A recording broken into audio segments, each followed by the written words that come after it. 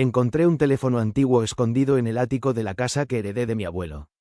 Lo encendí por curiosidad, y descubrí que alguien había estado enviándome mensajes desde él durante meses. No creo en las maldiciones. Tampoco creo en fantasmas. Y, hasta hace un año, tampoco creía que un objeto pudiera cambiar por completo la imagen que tienes de tu propia familia. Todo empezó después de la muerte de mi abuelo Ernesto. Tenía 87 años cuando falleció mientras dormía. Fue una muerte tranquila. Después del funeral, mi madre y mis tíos comenzaron a hablar de la herencia. Mi abuelo no era millonario. Había trabajado toda su vida como carpintero y lo único realmente valioso que dejó fue su antigua casa de campo, construida por él mismo 40 años atrás. Para sorpresa de todos, decidió dejármela a mí. Me llamo Nicolás, tengo 31 años y era el único nieto que seguía visitándolo con frecuencia. Cada 2 o 3 semanas conducía casi una hora para llevarle comida, ayudarlo con pequeñas reparaciones o simplemente tomar café con él. Nunca imaginé que esas visitas influirían en su testamento. La decisión no cayó bien. Mis 2 tíos insinuaron que yo lo había manipulado. Mi madre discutió con ellos durante días. Yo incluso les propuse vender la casa y repartir el dinero, pero el abogado explicó que el testamento era muy específico. Si rechazaba la propiedad, la casa pasaría a una fundación local. Así que terminé aceptándola. No tenía intención de mudarme allí. Solo quería arreglarla un poco antes de decidir qué hacer. El primer sábado llevé cajas, herramientas y productos de limpieza. La casa olía exactamente igual que cuando era niño. Madera vieja, café recién hecho, y ese aroma permanente a barniz que parecía haberse quedado impregnado en las paredes durante décadas. Mientras limpiaba el comedor encontré una nota pegada debajo de un cajón. Solo decía, no vendas la casa sin revisar el ático. Sonreí. Era muy propio de mi abuelo hacer cosas así. Siempre escondía mensajes absurdos por toda la casa para que los nietos los encontráramos. Cuando éramos pequeños dejaba pistas para buscar caramelos o monedas. Pensé que aquello era otra de sus bromas. Después de almorzar subí al ático. No entraba allí desde que tenía unos 12 años. Había polvo por todas partes. Cajas etiquetadas con fechas, herramientas antiguas, álbumes de fotografías, una vieja máquina de escribir. Y, al fondo, detrás de un armario de madera, una pequeña caja metálica cerrada con un candado. Lo curioso era que el candado estaba abierto, como si alguien lo hubiera dejado listo para que yo lo encontrara. Dentro solo había 3 cosas. Un sobre con mi nombre, un cargador de teléfono muy antiguo, y un teléfono móvil de esos con teclado físico que dejaron de vender hace muchísimos años. Pensé que estaría completamente inservible. Por curiosidad conecté el cargador. La batería comenzó a cargar. 5 minutos después, la pantalla se encendió. Lo primero que apareció fue una notificación. Mensaje nuevo. Fruncí el ceño. ¿Cómo podía haber un mensaje nuevo en un teléfono que llevaba años guardado? Lo abrí. Decía únicamente, por fin lo encontraste. Miré automáticamente alrededor del ático. Estaba completamente solo. Pensé que sería un mensaje antiguo. Revisé la fecha. No podía ser. Había sido recibido hacía exactamente 17 minutos. Me quedé inmóvil. Volví a mirar la pantalla. 17 minutos. El mensaje había llegado cuando yo ya estaba dentro de la casa. Pensé que era un error del sistema. Los teléfonos viejos hacían cosas extrañas cuando permanecían apagados durante mucho tiempo. Pero había algo que no encajaba. El aparato tenía señal. 2 pequeñas barras. No muchas, pero suficientes para recibir mensajes. Lo primero que hice fue marcar mi propio número. Sonó inmediatamente en mi bolsillo. El teléfono funcionaba. Después intenté averiguar de quién era el mensaje. El remitente aparecía únicamente como número desconocido.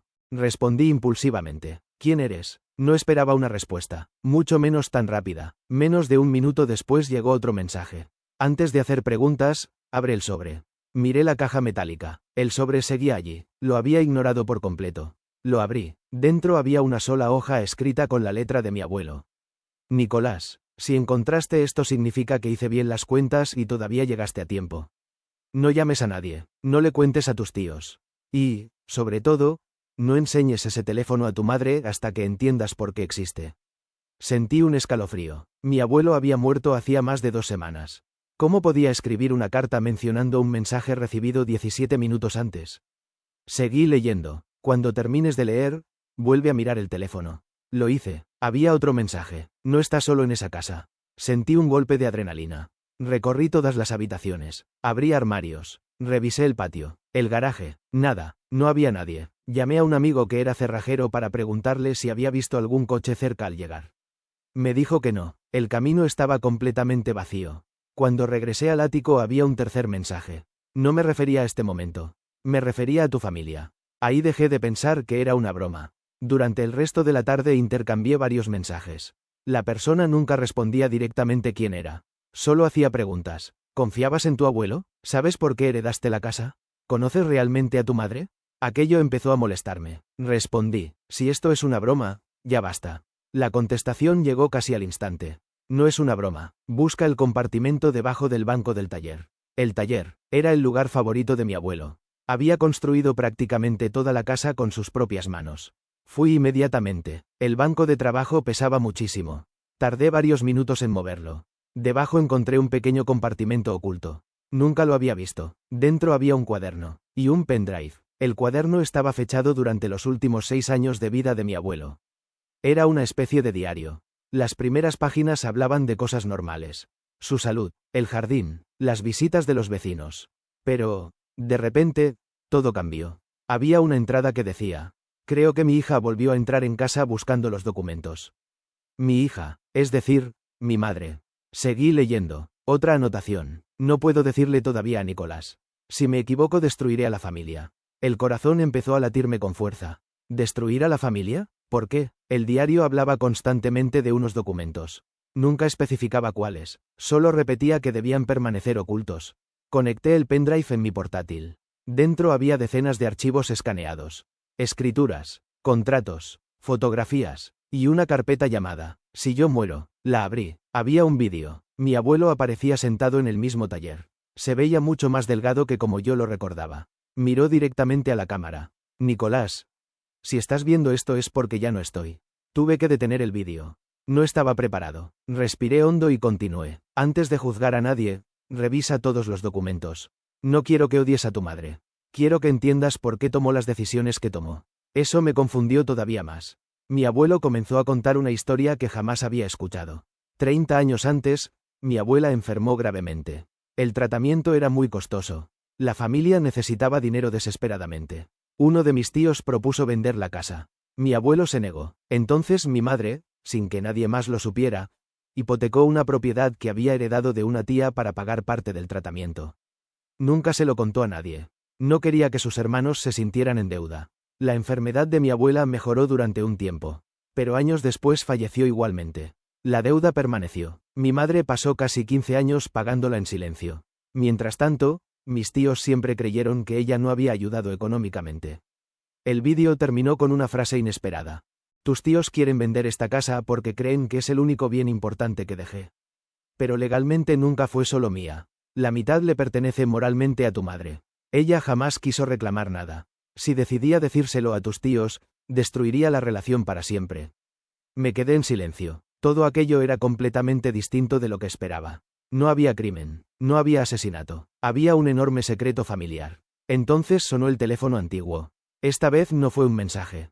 Era una llamada. Contesté. Una voz de hombre, bastante mayor, habló primero. ¿Ya viste el vídeo? ¿Quién es usted? Hubo unos segundos de silencio.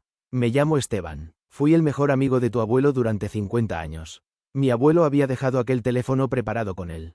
Durante meses antes de morir le pidió que enviara determinados mensajes cuando confirmara el fallecimiento y esperara un tiempo prudente para que yo encontrara la caja. No era un desconocido. Era la última persona en la que mi abuelo confió. Esteban me explicó que mi abuelo nunca quiso contar la verdad en vida porque sabía que sus hijos terminarían enfrentados. Pensó que, si yo heredaba la casa, tendría la oportunidad de decidir con calma. Sin discusiones, sin gritos, con toda la información. Durante semanas revisé absolutamente toda la documentación. Todo era cierto. Las hipotecas, los pagos, los recibos, las cartas. Mi madre había sacrificado prácticamente toda su estabilidad económica para intentar salvar a mi abuela. Jamás pidió reconocimiento. Mis tíos nunca lo supieron. Los cité a todos en la antigua casa un domingo por la tarde. No les dije el motivo. Solo que necesitábamos hablar. Llevé el diario, los documentos, el vídeo, y pasamos casi 4 horas revisándolo todo. Al principio nadie hablaba. Después empezaron las preguntas. Mi tío mayor rompió a llorar. No podía creer que su hermana hubiera cargado sola con todo aquello. Mi madre intentó quitar importancia al asunto. Como siempre, ya pasó, no tiene sentido hablar de eso ahora. Pero mi tío respondió algo que todavía recuerdo. Sí tiene sentido, porque llevamos 20 años juzgándote por algo que nunca hiciste. Aquella tarde ninguno salió exactamente feliz. Pero todos salieron diciendo la verdad por primera vez en décadas. Finalmente decidimos no vender la casa. La restauramos entre todos. Mi tío, que era electricista, rehizo toda la instalación. Yo reparé la estructura. Mi madre volvió a plantar las rosas que mi abuela cuidaba. Hoy la casa sigue siendo el lugar donde nos reunimos varias veces al año. El teléfono antiguo ya no recibe mensajes. Hace mucho que dejó de hacerlo. Lo guardo en el mismo ático donde lo encontré. No porque crea que volverá a sonar, sino porque representa la última conversación que mi abuelo encontró la manera de tener conmigo. Durante mucho tiempo pensé que una herencia consistía en recibir una casa, dinero o terrenos. Ahora creo que las herencias más importantes son las verdades que alguien protege hasta encontrar el momento adecuado para contarlas. Mi abuelo no me dejó únicamente una propiedad. Me dejó la oportunidad de reparar una familia que llevaba demasiados años construida sobre un malentendido. Y, por extraño que parezca, todo comenzó con un viejo teléfono que sonó cuando, según toda lógica, jamás debió haber sonado. Si te gustó este contenido, no dudes en darle like, suscribirse al canal y activar la campana para recibir notificaciones. También, puedes pasarte por otros vídeos del canal.